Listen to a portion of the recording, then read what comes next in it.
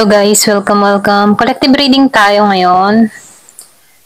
So, tingnan natin kung ano yung masasagap natin. Be open-minded po, hindi po halos lahat makaresonate para to sa mga no-contact situation. Ano yung energy ng tao mo, okay? So, para to sa mga walang contact. Ayan. Thank you nga po pala sa mga nag-subscribe at sa mga bumabalik. Maraming pong salamat. Okay? Start na tayo. Give it a message for collective.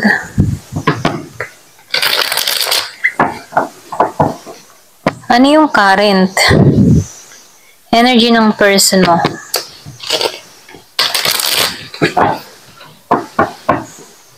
Give it a message. Ano yung current energy ng tao mo?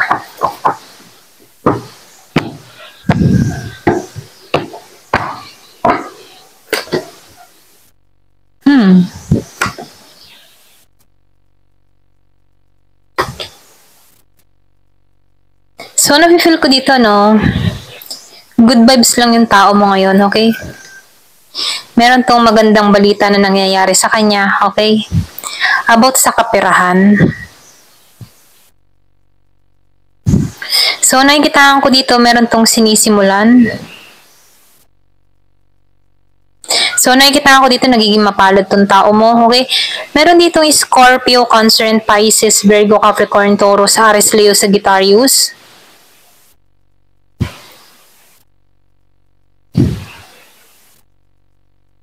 So, nafe-feel ko dito yung positive, okay? Kaya lang, hindi ganito yung reaction mo dito sa tao mo, okay? Yung bang tipo na itong tao mo, hindi pa rin nawawala yung nararamdaman niya sa'yo. Pero ikaw, unti-unti mo na itong tinatanggal, okay? Unti-unti mo nang nawawalan ka ng attraction dito, passion, okay? Spark, wala na yun, okay? Kumbaga, pwede rin sabihin, binabago mo yung sarili mo kung bakit ganito na lamang yung nararamdaman mo dito, ano? Pero ganun pa man, nakikitaan ko dito, hindi nawala yung feelings ng tao mo sa'yo, okay? So, malakas yung Sagittarius. Meron din ako nakikita ditong Gemini, Virgo, Capricorn, Taurus. Meron din Libra, Aquarius, and Aries, Leo, Sagittarius. So, nakikitaan ko dito, yung iba sa inyo, nakikitaan ka ng tao nito na wala ka ng yung bang iba ng iyong destinasyon or iba na yung path na tinatahak mo, wala ka ng pake dito, or pwede rin sabihin, nandito ka sa moment na yung sarili mong inuuna mo, or pwede rin sabihin na mas priority mo yung ibang bagay, okay? So, nakikitaan ko dito, ayaw mo dito sa tao na to dahil pwede rin sabihin na nagkaroon ka ng kabiguan dito, kaya gano'n na lamang yung feelings mo dito sa tao mo, okay? Ito rin nakikita ko. So, nakikitaan ko rin dito, no? Yung iba sa inyo, gusto ng tao nito na magkaroon pa rin sa inyo, okay? Yung mga tipo na magsimula muli, meron pang second chance, umangat muli kayo, or pwede rin sabihin na magpatuloy, okay? So, nakikitaan ko dito yung bukas palad pa rin tong tao neto para sa'yo, okay? Pagdating sa'yo, bukas palad pa rin siya dito. So, nakikitaan ko dito na itong tao mo, tingin sa'yo, ikaw yung kapalaran niya. Ganun, ganun kanya tingnan, So, nakikitaan ko dito na kutob ng tao nito na ikaw, yung para sa kanya. Malakas yung kutob niya dito para sa'yo, okay? So, nakikitaan ko dito nakaramdam tong tao mo ng magical about sa'yo, okay? Parang misteryoso ka or pwede rin sabihin para kang kakaiba. Ganun kanya tingnan, parang ang lakas ng tiwala niya, okay? Or ang lakas ng tiwala niya sa'yo, or pwede rin sabihin ang lakas ng paghanga ng tao na to sa'yo. Ito rin nakikita ko. Pwede rin sabihin ng yung iba sa inyo highly intuitive, okay? Kung bakit ganun yung tingin niya sa'yo, parang kakaiba ka or something na merong kakaiba sa'yo, okay? Ganon. Ito lang nafe-feel ko, kakaiba ka, unique ka. Or pwede rin sabihin magical, okay? Yung iba sa inyo. Hindi halos lahat ha. Merong something sa'yo na kung saan nagugustuhan ng tao na to, okay? Yung bang tipo na pwede rin sabihin the way na magsalita ka, the way yung pananaw mo sa buhay, or pwede rin sabihin na kung paano mo kaharapin ang buhay, okay? So, nakikita ka ng tao na to na malalim kang tao. Pwede rin sabihin nung kayo nag-uusap ng tao nito, nagsasama kayo, marami kang mga pangarap, or pwede rin sabihin na kapag kasama ka ng tao nito, dun siya nakakaramdam ng kapanatagan, pag-asa, stability, ganun. Kaya lang ikaw, parang may pag-uusig ka dito or pwede rin sabihin, hinuhusgahan mo tong tao na to, okay? Nawala yung spark. Ito lang nafe-feel ko sa inyo, no? Yung iba sa inyo, malakas yung Gemini, nawala yung spark dito, okay? So, nakikita ko dito, meron kang tao dito na, yung bang tipo na ramdam mo na hindi ka niya binibilong sa pangarap niya. Ganon, okay? Ito na yung nasa-sense ko dito, no? Yung bang tipo na, nung nagsasama kayo, naramdaman mo dito kasi highly intuitive ka dito eh. Naramdaman mo na parang hindi ka kasama or hindi ka niya isinabuhay, yung isinabuhay para sa hinaharap, okay?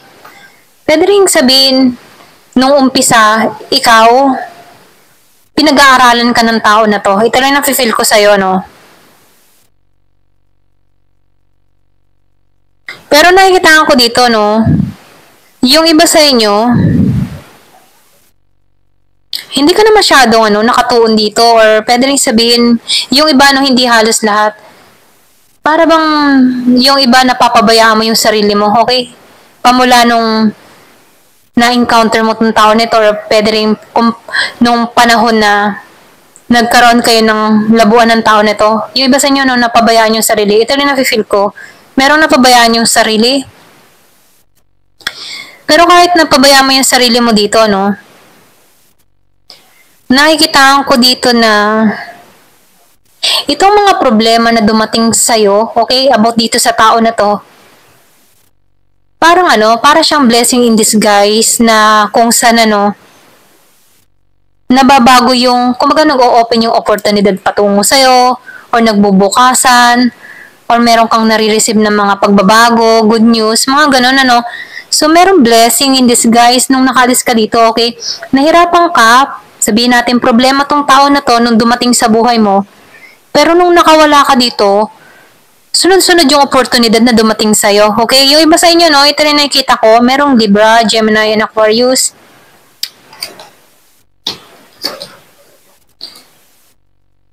So, nakikita ko dito, yung iba sa inyo, naging malinaw na para sa iyo, dito sa tao nito na wala kang pundasyon, okay? Yung bang tipo na, para sa iyo, itong tao na to, once na nagsama kayo, hindi stable yung financial, or pwede rin sabihin na, hindi umuunlad, ganun mo siya i-describe, okay? Parang, tipo na, hindi to pang matagalan, walang pundasyon, or pwede rin sabihin, mas marami kang pangarap about dito sa tao mo, okay? Para bang nagkaroon ka dito ng mental clarity sa tao na to? Parang nabuksan ang kaisipan mo dito sa tao na ito na kasi umalis tong tao na to sa buhay mo, sabay-sabay yung oportunidad na na-discover mo na ayaw mo lang sa ganong sitwasyon o ayaw mo lang na hanggang dun ka lang, okay? Kumbaga, nung umalis itong tao na to, sabay-sabay yung oportunidad na dumating sa'yo, doon naging malinaw para sa'yo na marami ka pang gustong makamit. Ganun, okay? Ito lang nasa-sense ko sa'yo, Malakas yung Gemini, Aquarius, and Libra, and Virgo, Capricorn, Taurus, okay?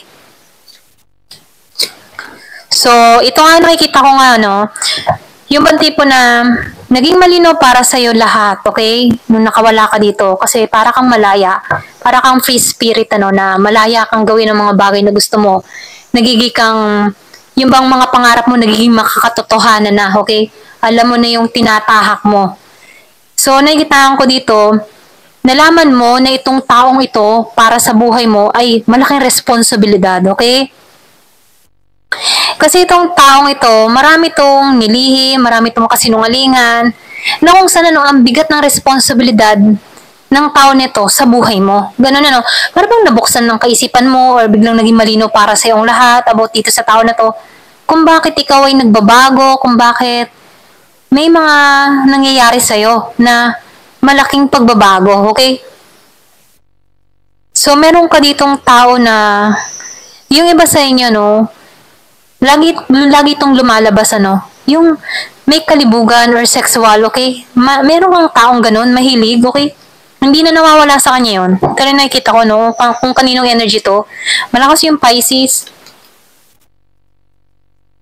Yung man tipong ang ugali ng tao na to, yung man tipo na hindi niya tinitingnan yung kahihinatnan ng ginagawa niya. Diga lang ng diga or sige lang ng sige.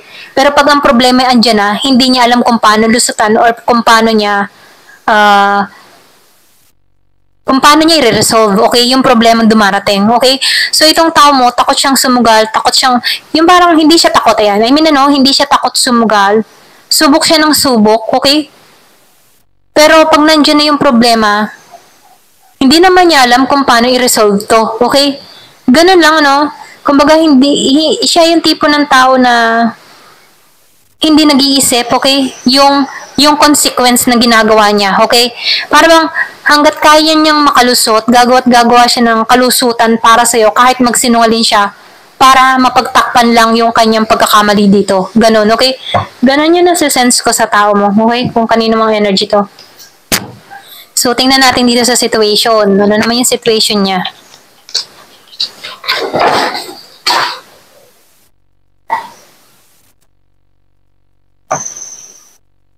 Okay, so tingnan natin yung situation. Give me the message. Ayan, pasensya na kung mayroon kayo naririnig. Malakas ang hangin.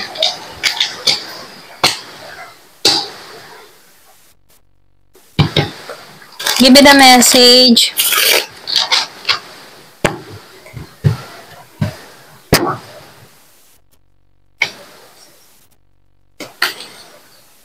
Ulitin ko. Okay? May nakabuka na eh. Give me the message. Ano pa yung mensahe?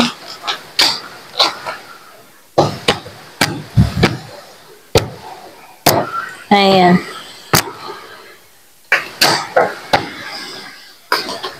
Archangel Michael.